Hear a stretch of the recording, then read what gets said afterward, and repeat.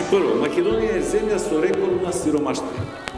1/3 од населението. Тоа значи дека секое трето семејство во Македонија води борба да преживее од денес за утре. За корка леп, колку да се прехрани, ако успее и да се облече и добро, за ништо друго. Македонија е земја со рекордна невработеност. Стапката на невработеност во Македонија изнесува 32%. Во изминатиот период, во изминатава година, сетите се само колку све административни трикови не измислија за да на вештачки начин се намали бројот на невработените. Самиот министер за труд и социјална политика на телевизија излезе и кажа дека во изминатава година од Заводот за вработување се избришани, не вработени, се избришани 80.000 граѓани. И пак 32% стапка на невработеност. Во последниве 4 месеци ја укинаа социјалната помош за 7.500 семејства. Со најразлични изговори. Например, ако некој собира стара хартија или железо старо, или пластични шишиња и продава, и по тој основ оствари приход, му ја укинуваат социјалната помош. Ако некој отиде аргат кај некој друг, туту набере или јаболка, и оствари приход, му ја укинуваат социјалната помош.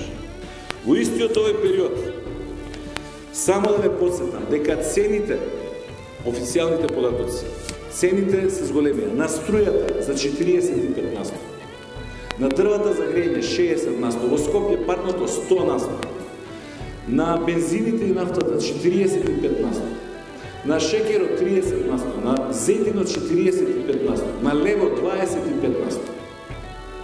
Затоа не ви треба завод за статистика. Секој од вас нека влезе во продавница, сам за себе си е завод за статистика.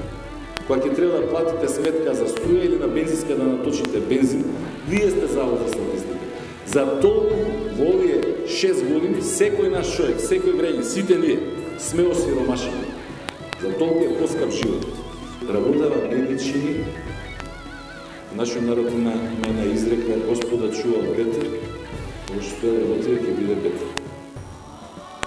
Ако не се запрева лудило, ако продолжиме во овој погрешен правец да одиме, ќе биде се полошо и полошо. И луѓето тоа го сваќаат. И сегде, и цела Македонија, и тука во Паланка. Па пазите, погледнете сала е полна. Покрај сиот страф, покрај сите закани притисоци, покрај сите лаги, покрај нивна локална, нивна централна власт, луѓето гледаат дека не ја била работа. Бараат спас, бараат решение. И сите очи ги вртат на кај Социјалдемократскиот сојуз. Не се трпи, акумулирана е огромна негативна енергија. Чекаат некој да застане на чело и чекаат тоа да биде Социјалдемократскиот сојуз. Таа одговорност мора да ја понесеме, таа задача мора да ја извршиме.